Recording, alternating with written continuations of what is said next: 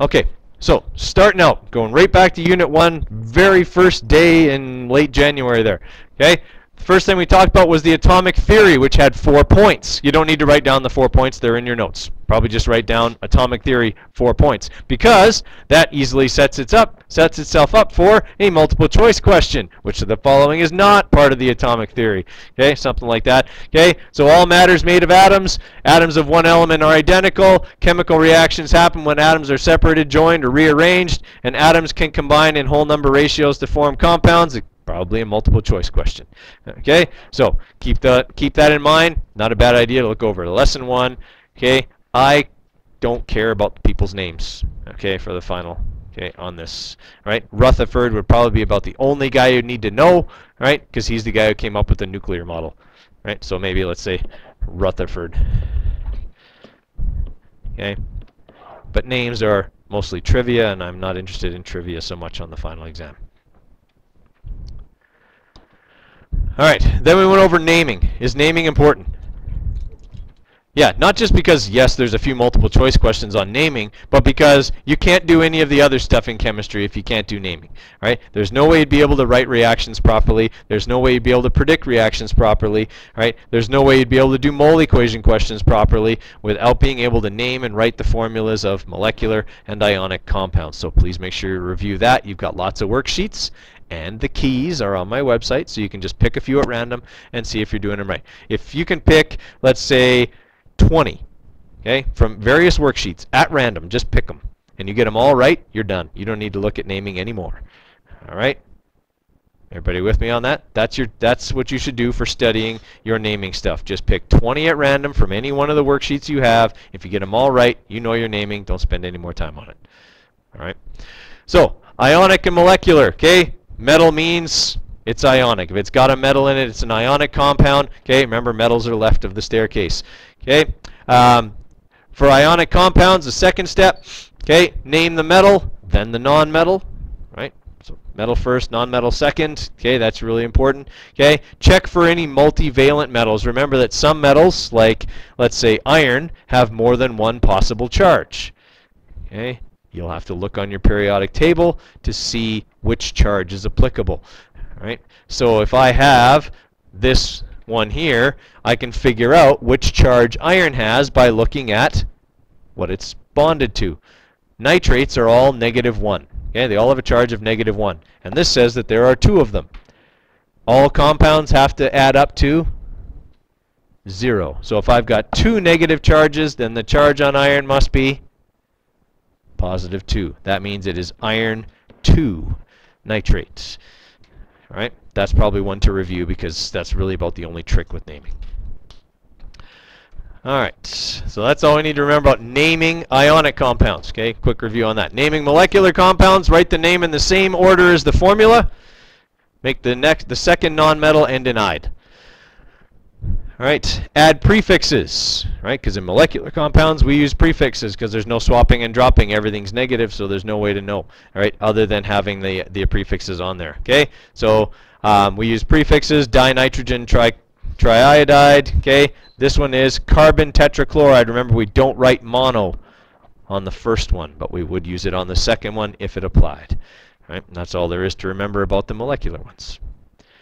Okay, guys, don't worry about scrambling to write all this. This is all in your notes already, and I'm recording this so you can watch it again if you need to. Okay. Okay, ionic formulas. So writing out the formula form. Okay, write the symbols for both elements. All right, so sodium and sulfur. Okay, write the charges and then swap and drop. Sodium is +1, sulfur is -2. Okay, and then drop and swap. So the 2 comes over here, the 1 goes there. We don't write 1s. There's my formula. Done. Okay, if it came out to 2 and 4, what would I do? I would reduce if needed. All right. So, examples here: magnesium nitride, okay? Iron 3 chloride. Remember what that Roman numeral tells you. That Roman numeral tells you what charge the metal has if it is a multivalent metal. So in this case, it's saying use the 3+ charge for iron when you do your drop and swap. Okay, and remember that Roman numerals go in names only. I remember back on the unit exam that a few people did this for iron 3 chloride. Okay, Roman numerals do not go in the formulas. Okay, this would be the correct formula for iron 3 chloride. All right, so keep that in mind. Okay, writing molecular formulas, the prefixes tell you what numbers go on everything. All right, so if you've got diphosphorus trioxide, there are 2 phosphorus and there are 3 oxygens. Okay, done. That's all we need to remember for molecular. Doing the formulas for molecular compounds are easy. Okay, and the other thing to remember, we don't reduce molecular compounds. Okay, C3H6 we leave as C3H6 because it told us that's how many carbons there were and that's how many hydrogens there were, and we leave it that way. Okay, we reduce ionic, we don't reduce molecular. Okay, properties of compounds. We did that lab where we identified the unknown compounds. Possibly you could get a multiple choice question that gave you properties of a compound and then asked you which of the following is most likely the identity of this compound. So it could go something like this. You have a pink crystalline solid that dissolves easily in water and conducts electricity very well, or its solution conducts electricity very well, and it has a pH of 6. Okay, so it dissolves easily in water and its solution conducted electricity. What kind of compound is it? It's ionic. It was also a crystalline solid, which all ionic compounds are. Okay, it's pink. It's got cobalt in it. Okay, little things like that to remember. All right, so we would read through the identities and look for something that had cobalt in it. That would be it. All right, so you could have something like that. And by could, I mean you will.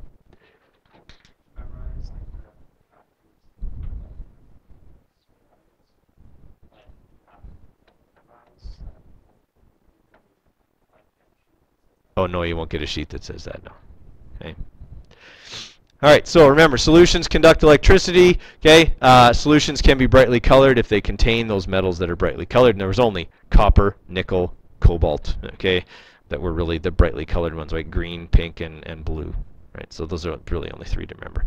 Okay, they're crystalline solids. Okay, can have extreme pHs if, okay, they're this kind of ionic compound. Okay, if they have H in them, they're going to be an acid. If they have OH in them, they're going to be a base. Okay, that's all in lesson 4. Okay, in unit 1, have a look at that just to refresh your memory.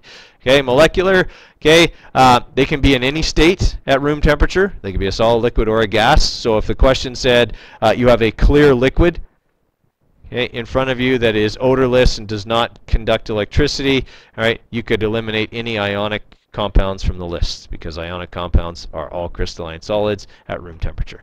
Okay, so you'd be probably looking at something like water. Okay, they usually have a dull appearance if they're in a solid form. Okay, they tend to be less soluble. They tend to have low melting and boiling points and usually have a pH range closer to 7. Okay, so little things like that. Just have a review of lesson 4 there. Okay, chemical reactions. You're going to have to be able to identify a chemical reaction. You're going to have to be able to write a chemical reaction and predict a chemical reaction and balance a chemical reaction. All right, all those things we had to do in the chem unit, okay, you're going to have to do now. If there's one thing that's got slightly more marks than anything else, it's this on the final exam. So if there's one thing you're going to spend more time on, it should be this. All right? So things to remember. We only went over 5 kinds of chemical reactions. We went over synthesis, where 2 elements, A plus B, react to make a single compound. Okay? Decomposition, the single compound breaks down into its 2 elements. Okay? Combustion is always going to have a fuel, carbon and hydrogen together with oxygen, always making CO2 and water. Okay, a single replacement reaction, you have an ionic compound, always ionic.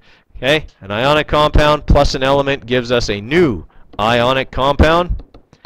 Okay, plus a new element. Double replacement, everything is ionic. Okay, so that you have the 2 ionic compounds reacting to form 2 new ionic compounds. Okay, when we're balancing, how do we know what to start with?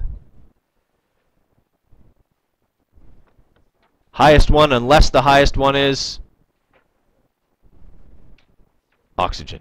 Always do oxygen last. Okay, that holds true when you're doing the combustion reactions. You do combustion reactions in alphabetical order. Carbon, hydrogen, oxygen. Okay, oxygen always last. It's always the thing that will screw everything up if you do it before that. All right. Okay, so predicting and balancing. If you're going to predict a reaction, the first thing you have to do is identify what type is going on, because then you'll know who goes with who on the product side. Okay, pair up the products. Swap and drop any ionic compounds that you've created, okay, in the reaction. Balance the equation, okay, and then some examples here. Single replacement reaction. All right, so let's just tell you what, we'll just get rid of the products here and we'll do them ourselves, just as a quick review here.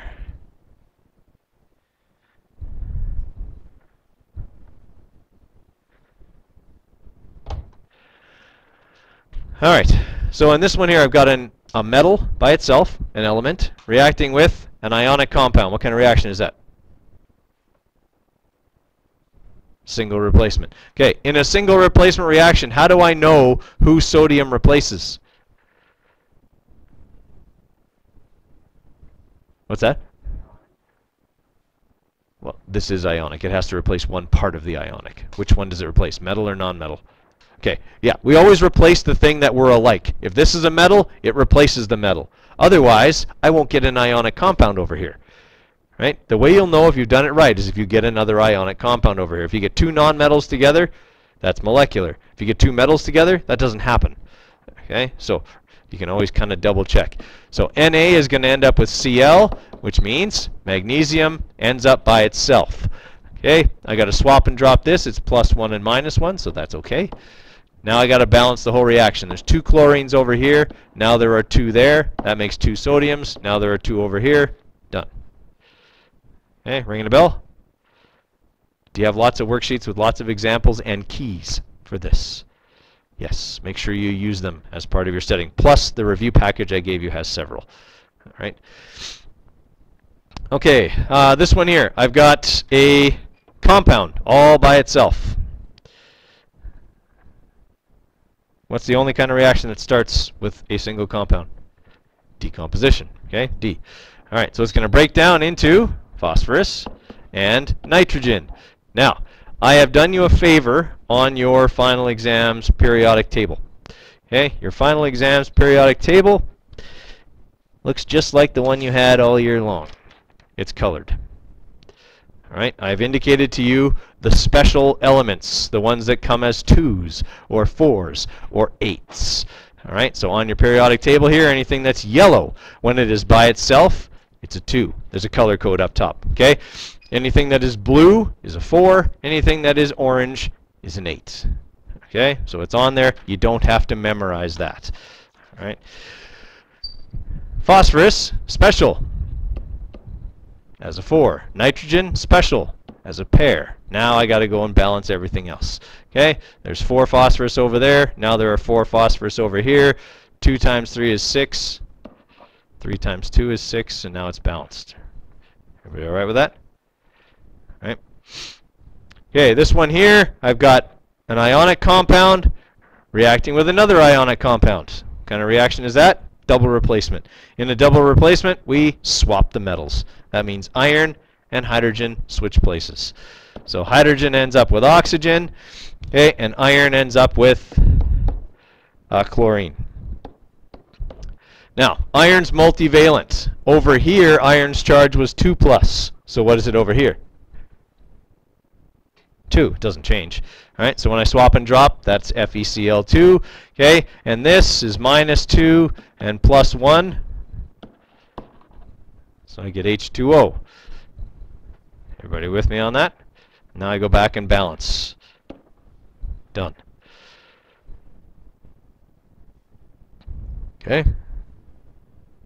I'm going over this, guys, in great detail because there's a lot of marks on it. Okay, I want to make sure that you guys are remembering it here. Okay, last one. I've got carbon and hydrogen reacting with oxygen. Okay, what kind of reaction is that? It's a combustion reaction. Okay. So, in a combustion reaction, our products are always what? CO2 and water. Alright, then I start balancing in alphabetical order. There are two things to remember, two special rules about combustion reactions. Balance alphabetically and the rule of two. The rule of two said if you have an even number of carbons, you start with a 2. So there's 8 carbons, there's 8 carbons there, there's 20 hydrogens, now there's 20 hydrogens, balancing oxygen last. 8 times 2 is 16, plus 10 more is 26. 13 times 2 is 26. Okay? The ones on your exam are no more difficult than those. In fact, a couple of them are probably easier.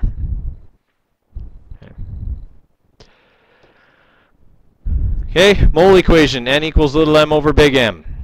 That's on the front page or on the formula sheet for your unit exam, or final exam, sorry. You don't have to memorize the mole equation, but you do have to remember what everything stands for.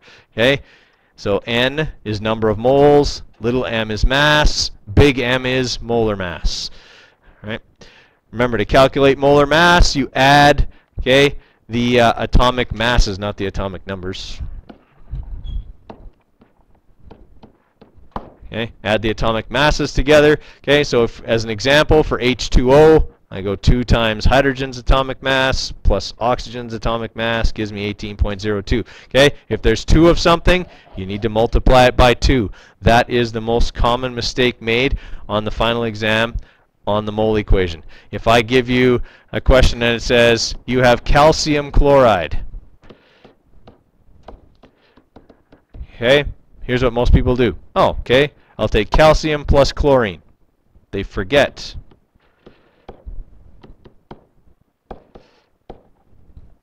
that there's 2 chlorines in that compound. Okay, that's again where naming and writing formulas is so important. All right, AV's number, it's on the test. You don't have to memorize it, okay, but you have to know when you need to use it. Anytime the question gives you or asks for number of particles, moles or sorry, molecules or atoms, okay, you've got to use Avogadro's number. Okay, an example here. Okay, this would be as tough as they would possibly get. Okay, let's do this here.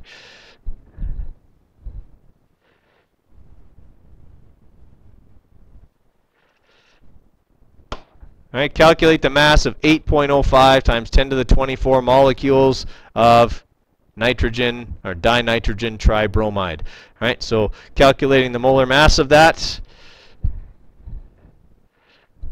Okay, so there's 2 nitrogens, so 2 times 14.01 plus 3 times 79.90. Yeah. Okay, gives me the molar mass, which was 297 something.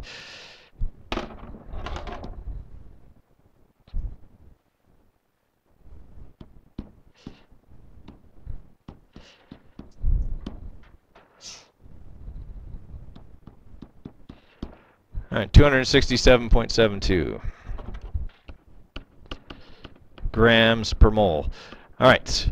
Since I know the number of molecules and I know Avogadro's number, okay, I can calculate the number of moles. It's the number of molecules over Av's number. All right, so that's going to mean 8.0. Oh, that doesn't look like an 8. 8.05 times 10 to the 24 over 6.02 times 10 to the 23. Hey, remember when you're punching that in, you got to use brackets. 8.05 E24 divided by 6.02. Okay, so we got 13.37 moles. Okay, now I know N and I know big M. Can I calculate little m? What do you think? Okay, so I just manipulate that equation. Okay, little m equals n times big M. Multiply those two numbers together. Okay, and you've got your answer. Ringing a bell? Okay. if you get to studying and you forget how to do that, I did one of each kind of mole equation 3 straight days in a row back in the chem unit. Where can you find those? On the podcasts. Go to the Unit 1 playlist, okay, and go into mole equation. It's lesson 23 or something like that, okay, and there should be like part 1, part 2, part 3, part 4, and I did one example of each kind of mole equation, each lesson in the mole equation. All right, so you can just scroll through and find it. There's also the quizzes that you could look at on the mole equation. All right, so if you're lost, use the podcasts. They're probably your best resource once classes are done. All right, solubility. Okay, remember you're going to have to be able to use your solubility chart. Okay, it's pretty straightforward. If I want to find out whether, well, let's pick one that's actually on here, not calcium oxide. Let's pick one like,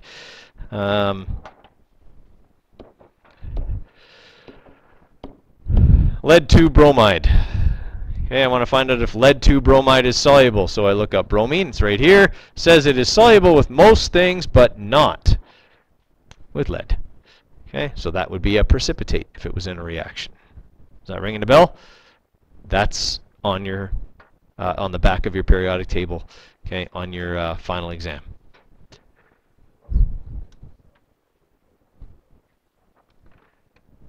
It is, yeah, but you'll know. I mean, because I'll give you that formula, so you'll know it's lead 2, right? If it's lead 4, I'll give you the lead 4.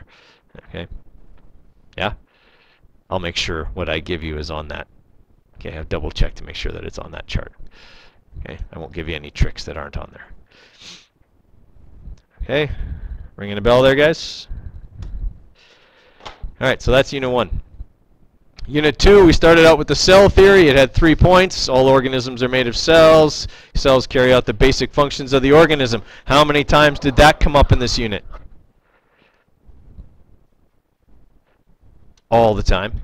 Okay, absolutely all the time. Even when we got into talking about multicellular organisms, that kept coming up. Okay, third thing, cells divide to reproduce. Okay, Schleiden and Schwann are really about the only guys you need to remember because they're the ones who came up with this. Okay, you don't need to remember Hooke or Leeuwenhoek or any of those other guys. Okay, cell anatomy. There is a picture of a cell in the multiple choice on your final exam. You will have to do some identification / knowing what all the parts do for that question. Right? Because some of the questions will say, what's the function of structure number 5? And some of the questions might just say, what is structure number 8? Right? But since you don't know whether it's going to be plant or animal, and you don't know which ones I'm going to point to, you need to know all of them. All right? This was one of the things you guys were best at. Okay, so this is an opportunity on the exam, obviously, for you to get lots of marks. So quickly review lesson 5, okay, and your cell diagrams. Okay, if you've lost them, go back to the podcast, and you'll be able to watch me label them again. And those are also available in on my website. You can get the diagrams again if you need them. All right, so things to remember about plants. They're photoautotrophs, modes of nutrition, also important. Okay, they have chloroplasts because they carry out photosynthesis. They have water vacuoles, okay, which help support them. Okay, they have cell walls, which help keep them rigid and support them. Okay, animals are chemoheterotrophs, meaning they eat other organisms for food. They have lysosomes to digest said other organisms. Okay, and they have centrioles that help them with cell division. Okay, things to remember there. Okay, things they have in common, okay, or functions of all the other structures. Cell membrane controls endocytosis and exocytosis. Nucleus stores the DNA. Nucleolus, RNA and ribosomes, okay, or copies DNA. Okay, smooth ER makes lipids, detoxification, hormones. Okay, rough ER transports protein. Okay, smooth ER also does the complex carbohydrate breakdown. Mitochondria burn sugar. Golgi apparatus gets rid of waste. Ribosomes make protein. Cytoplasm, fluid of the cell. Diffusion occurs in that stuff. Okay, all of that kind of stuff. Okay, so review that so that you know it all. Okay, transport within the cell. Okay, remember that there's phagocytosis, pinocytosis, and receptor-mediated endocytosis. You're not going to be asked to explain those. You're just going to need to know them for like a multiple choice to be able to recognize like a diagram or a description of it. Okay, these though are very important. there's a written response item on each of them. They're the big three. Okay? The big three methods of cellular transport: diffusion, osmosis, and active transport. You need to be able to identify when each is occurring and tell me how it occurs and what might be some signs that it is occurring. All right, so you definitely need to review those three things. Okay, so active transport, remember, uses energy, okay, to move across a membrane to make concentration inside, okay, greater than outside. All right. Osmosis is, remember, only movement of water across a membrane to create balance of salts. Okay, and diffusion is the movement of anything from high concentration to low concentration. Okay, remember that these two here are passive and that one is not. Okay, surface area to volume. We did that activity with the cubes. Okay, and we had to remember this. Limits to cell size. Cells can only get so big because diffusion is too slow across large distances. Okay, and when you absorb materials through the membrane and get rid of materials through the membrane, you need more of it. Okay, so you need a good surface area, lots of surface area, small volume. Okay, because that's what makes the cells function best. All right, so make sure you review that part as well, because that could be a practical application kind of question. Okay, written response maybe. Okay, transport in plants. There's going to be lots of multiple choice stuff on transport in plants, but also possibly some written response stuff. Okay, so xylem, remember, carries water, uses cohesion, adhesion, and osmotic pulling action, so polar nature of water, okay, as well as osmosis. Phloem, sugar to the roots with gravity. Okay, spongy layer stores water. Palisade layers, the stacked columns of cells that do the photosynthesis. The stomates, okay, can open and close based on how much water they have in them. Okay, and that allows photosynthesis to occur because CO2 is getting in, water and oxygen are getting out. Okay, guard cells, when they're full, the stomates are open. When they're empty, the stomates are closed. Okay, that is how plants regulate water loss. And that was one of the questions on your unit exam. And if it was on your unit exam, it's probably important enough to appear in some form on the final exam. Okay, how do plants regulate water loss?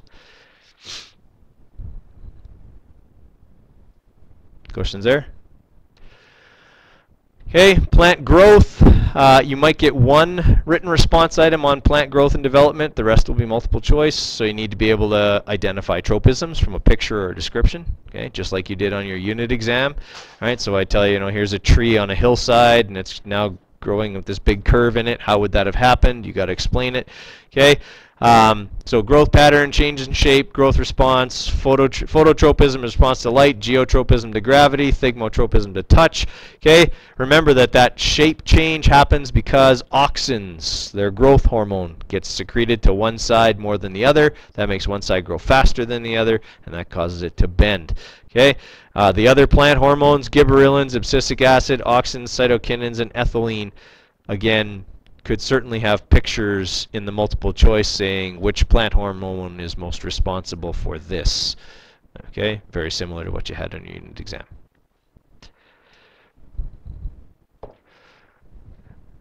Okay, and then, I don't know why I skipped over, anyway, this is this unit, but we'll go through it. Okay, prevailing weather at a location is what climate is. Definitely got to know this. Okay, got to know the components of climate, and you got to know this. Okay, we just went over how I'm going to ask that. I give you a location, I ask you why. Okay, why is its climate the way it is, based on factors that affect climate. All right, so expect something similar to that. Okay, which two can you mention and be guaranteed that they will be important? Latitude and altitude. Make sure you mention those two in that situation. Okay.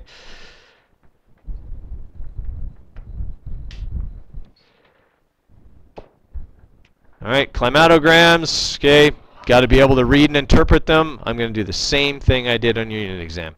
Here's a climatogram. What biome is it from? Explain why, defend your choice. Okay? And by the way, I'm not kidding you when I tell you I'm going to do that. I'm telling you for sure I'm going to do that on the final exam. Okay, so be ready for that. Okay, biomes, okay, identify from picture or description, and again, you're going to have the climatogram that goes along with that. Okay, know a little bit about your water cycle, okay, just in case it appears in the multiple choice.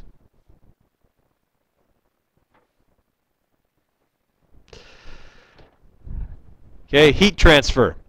All right, you guys have the right idea about heat transfer. Okay, just make sure on the final that you put in a little more detail than you did on the unit exam. Okay, that was the only thing that was missing from people's answers on the unit exam. I know you knew more than you wrote down.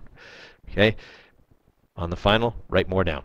All right, radiations, movement by waves, color affects absorption, darker colors affect that. Okay, convection currents, liquid and gas. Okay, conductions, contacts, there has to be actual physical contact, it's got to be in a solid only. All right, so we're looking at mostly lithosphere here, okay, atmosphere and hydrosphere here, and this is how the energy gets to us from the sun.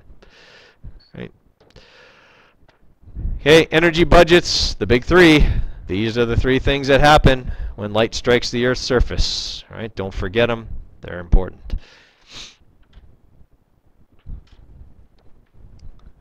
Okay, heat capacity. And you guys know how to do that. You guys did really well on that question, but probably expect a heat capacity problem in the multiple choice. Okay. Do you have to use heat capacity as well in a latent heat problem? Yes. Okay, so make sure you know how to use that formula, right? Because it'll definitely appear on the final exam.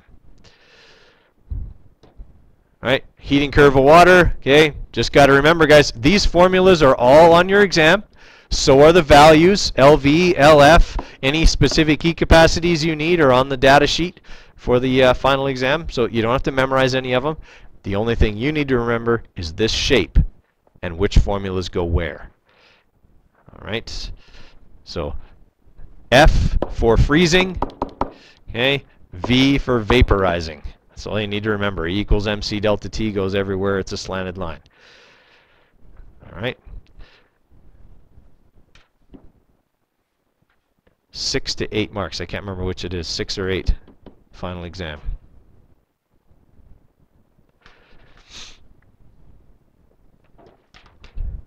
Okay, make sure you know the wind patterns. Again, this was something you guys had the right idea for, but just didn't put enough detail in your answers. So a little more detail in your answers on the final exam for these things here. Jet stream, Coriolis effect, latent heat, okay, convection. Okay, convection's a big part of that. Okay, don't forget it. Convection's basically part of almost any answer to do with this unit, right? Because it's the most common method of transferring energy from place to place on Earth. Okay, for the physics units, V equals D over T, probably just in the multiple choice. All right, I'm not going to burn a 5-mark problem in the written response part on V equals D over T, so expect you'll probably have a V equals D over T question or two in the multiple choice. All right. Okay, for thermodynamics, okay, just know first law of thermodynamics, energy can't be created or destroyed. Second law of thermodynamics, energy flows from hot to cold, and that applies also in the last unit a little bit. Okay, so keep all that stuff in mind there. Acceleration problems. Okay. If something is thrown straight up or down or dropped, what's its acceleration? 9.81. Okay, it doesn't matter whether you throw something downwards or not, it will still only accelerate at 9.81 meters per second. All you will have done is imparted some initial velocity to it. Okay, you will not change the acceleration due to gravity by throwing something. You will only change how fast it was going when it started accelerating due to gravity. Everyone follow me there?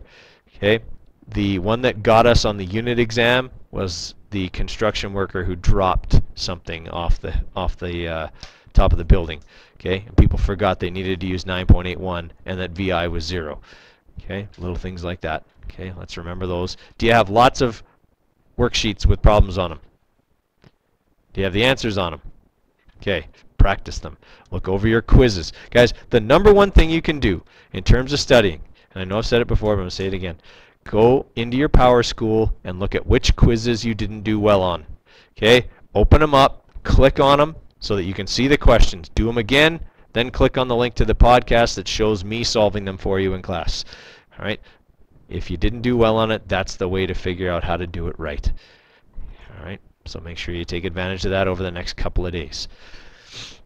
Okay, law of conservation of energy. There is a roller coaster question on your final exam.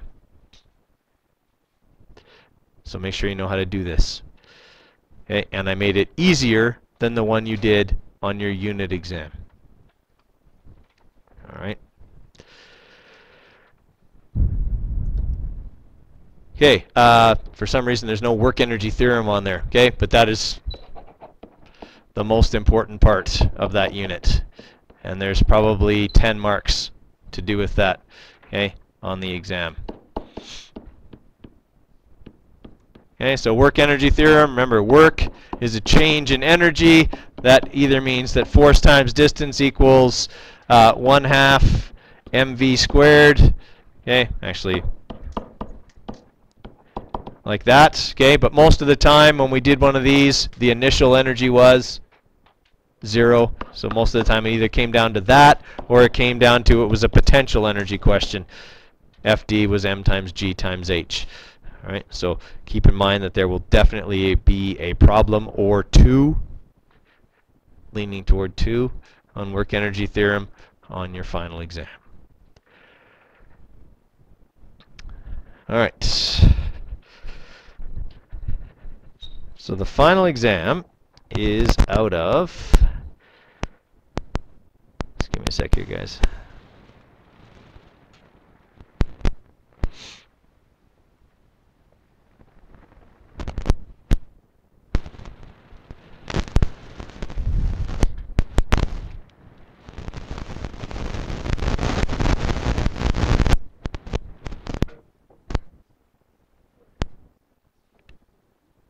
Final exam is out of 137 marks.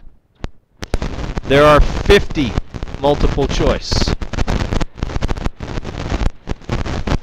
Okay, most of your unit exams have had around 35 or 40. Okay, but remember, you write those in an 80-minute class. Right, so this is just a little bit longer. Right, so you got 50 multiple choice. And the multiple choice, you know, are basically recall stuff or simple skills. Okay, terminology, naming compounds, identifying reaction types. Okay, we already said that the cell diagram was going to be in the multiple choice. Oh, come on. Okay, your biomes with pictures and descriptions. Okay, also in the multiple choice. Simple physics problems, okay, so like we said, v equals d over t, acceleration maybe even, okay, it's kind of simple calculations.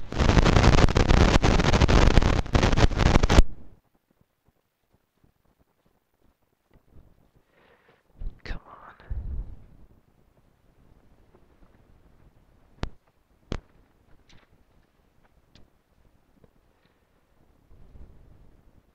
Okay, the chemistry part of the written response is going to set up very much like your unit exam did.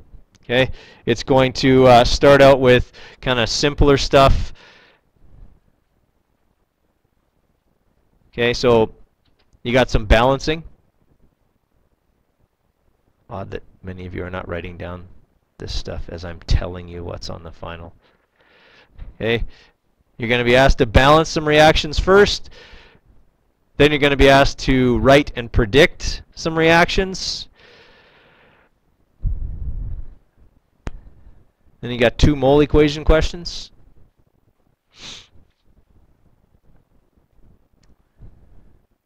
And then you've got some cellular transport questions.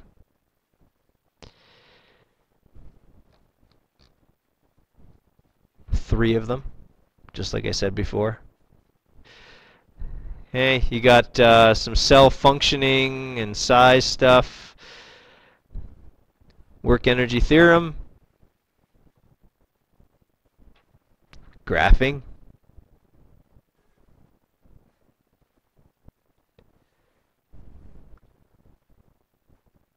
Okay, acceleration. Law of conservation of energy.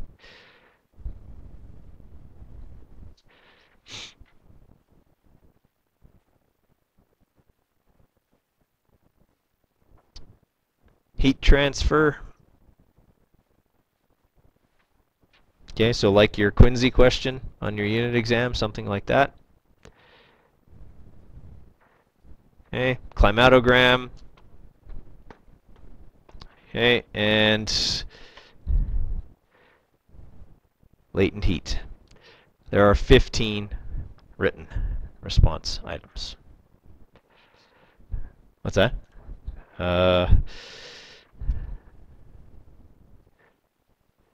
87.